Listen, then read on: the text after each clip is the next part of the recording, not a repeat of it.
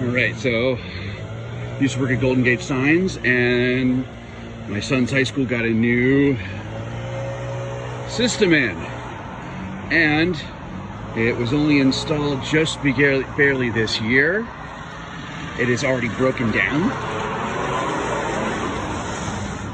The letters have been pushed in. Looks like install that they scratched up the whole E and C. When they installed this, it was installed in two parts, where the logo cabinet was installed after the E and C. Of course, look at Stuart signs. God. This should be on right now, but it's been messed with so much, and it is broken down.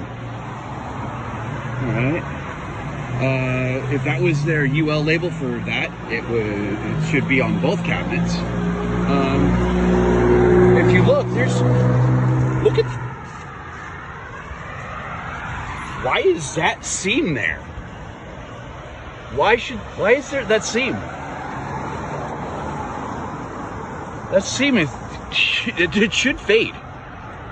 And this end cap, this opening here should be recessed.